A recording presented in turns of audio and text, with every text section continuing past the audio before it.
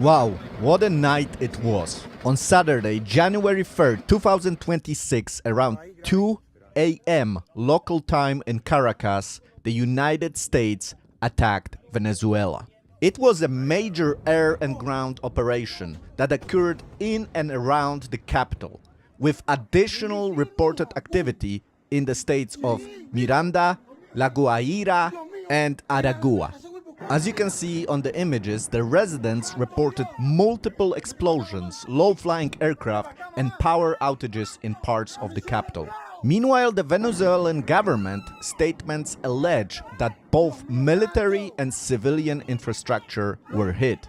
Some very important installations were probably destroyed. Of course, this is still very new information, so we are still learning what is exactly that happened. But there are reports that strikes happened near the Feurte Tuna, a major military complex.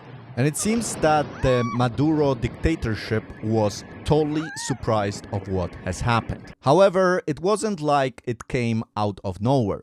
The United States have been gathering forces around the Caribbean for months now, including the biggest aircraft carrier that the United States have, USS Gerald R. Ford. It's one of the biggest US military buildup for decades in this region. It was estimated that the overall force numbered around 15,000 personnel. That includes ship, aircraft, and marines. If you would like to get that graph showing you the exact numbers, I will post it on my Telegram channel, so make sure you check it out. I will probably also post it on my X account, so make sure to check out that also. Links will be in the description of this video. Anyway, the amount of forces gathered around Venezuela means that the United States have almost infinite possibilities to strike Caracas. That could be planes, as you saw, but it can also be Tomahawk missiles fired from the destroyers or even the submarines that are gathered around Venezuela. That's why right before the attack, Maduro was calling Trump, because he knew that he has no chance of surviving if the United States attack. However, what the United States have achieved in this military operation is truly remarkable, because it involved special forces on a territory of the enemy. Perhaps the only force that could match this is the Israeli Special Forces. But still, the United States, I mean, that was just fantastic what they did. Before we will talk about the results of this attack, I want you to see this video because I think it's pretty cool. We will not be intimidated. We will not back down. We've seen war. We don't want war. But if you want war with the United States of America, there's one thing I can promise you, so help me God. Someone else will raise your sons and daughters.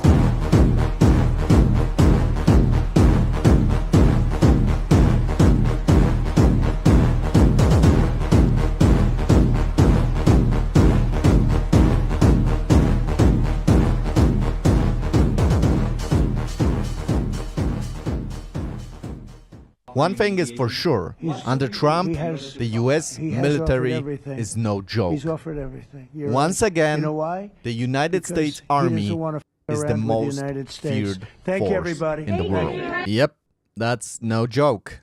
The United States have captured Maduro in his country, on his territory, while he knew that the strike will probably happen very soon. This is a clear message to other dictators. Watch out. They're probably thinking right now, would I be protected? Could they do it to me if they wanted? This is something that puts a lot of fear on, for example, the leader of Iran. Even Putin may be scratching his head right now because Venezuela was a close ally of Russia. This is probably the second most impressive operation under Trump's presidency. It may be the first one. It may be even more impressive than the one where Iran was attacked by B-2 bombers. However, I still think that the attack on Iran was probably more impressive because it required much more coordination. I mean, just think about it, the B-2 bombers dropped the biggest bunker buster penetrators from a very high altitude, and it went into the mountain to destroy the nuclear facility. The Iranians were sure that nothing can touch them. I mean, it's inside the mountain. What can you do? And yet, the United States did something. Now we know that the nuclear program was totally obliterated. Additionally to the very impressive strike on Fordo, the nuclear facilities, the United States also used Tomahawk missiles to strike military targets in Iran, such as Isfahan. And it seems that the war between Israel and Iran, of which the United States strike was a part of, had greater repercussions than we have realized at the time. Now we can clearly see what it led to. The Iranian people are raising against the regime that has been weakened significantly. Is this the end of the regime of the Ayatollahs? Well, time will tell. But it seems that a lot of people within Iran are fed up with this situation, with this government that led up to this horrible situation in the country. The protests were triggered by a sudden decrease of the national currency in value. I mean, look at this information. It's quite shocking. In 1979, $1 cost 70 reals. Today, $1 costs 1.4 million reals.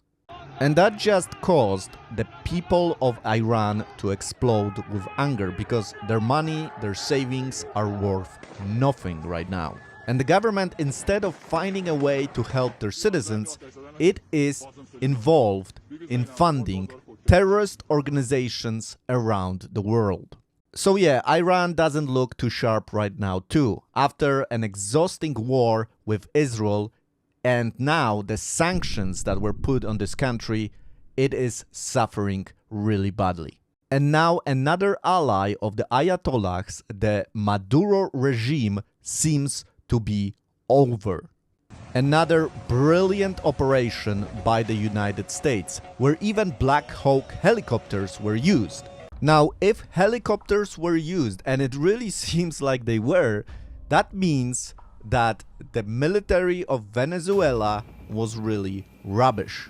Helicopters are fairly easy targets to hit down if you have the right equipment. But compared to the United States military power, the Venezuelan air defenses were something like on this video. No match for the United States, especially in the shape they are under Trump's presidency. But seriously, this is what Venezuela had as far as military goes. Russian equipment mostly. And again, if this equipment that the Russians sold to Venezuela is confronted with the newest equipment that the United States has, it has no chance. And this is also a message to Putin himself. It's another humiliation after Iran, because Iran also had mostly Russian equipment that was useless against Israel and the United States. Now, everybody who wants to buy Russian equipment will probably think twice, because they will think, it didn't really help the Iranian regime. It didn't really help Maduro and his regime. There are also videos now showing you the results of the strike on Venezuela. Now we can ask ourselves a question. Is this a good thing that has happened or a bad thing that has happened? That's a very important question, right? Well, it all depends on your perspective. If you are in Maduro camp, if you are in Putin's camp even, if you are in Iran's camp, this is of course very, very bad. If you are in the US camp, well, this is pretty good. You are showing real power in the region. Now, the main reason why the United States attacked Venezuela, according to Trump and his officials, is because of the drug trafficking. But we also need to be realistic here, and it's not a secret that Venezuela has huge oil reserves. Now, this black gold that used to be a great source of income for Venezuela has shrinked dramatically since the tariffs were imposed by the United States.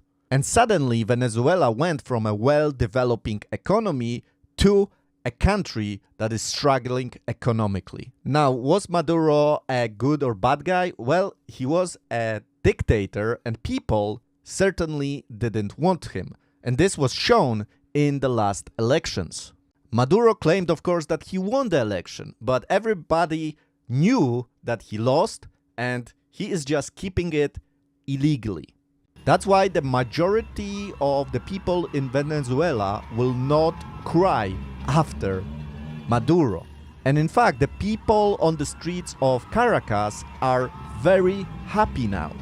But since this channel is called Israel My Channel, let me provide you a perspective from Israeli point of view. So Israelis will not cry that Maduro is gone, because Maduro was no friend of Israel.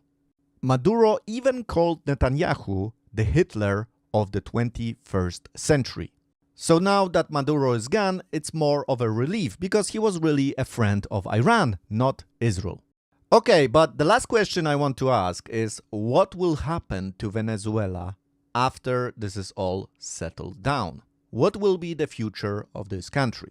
But perhaps there is a plan to install Maria Corina Machado, the persecuted Nobel Prize winner, Peace Nobel Prize. This is the prize that Trump wanted to have. And yet, a Venezuelan woman received this Nobel Prize. Now, Trump could install her in Venezuela. That would be something, right?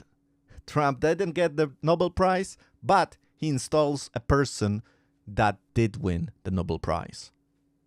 Thank you for your attention. I hope you enjoyed my comments on the situation in Venezuela. Please don't forget to subscribe to my channel, hit that bell button, and also like the video. This really helps me as a creator. But if you really would like to support me as a creator, the best way to do it is through Patreon. I will leave links to my Patreon in the description of this video. It's really simple. People have done it. It's safe. And even if you choose to support me with $1, I will be very, very grateful. If not, that is okay too. I will not stop creating the videos. Thank you so much. Have a good day. Shalom.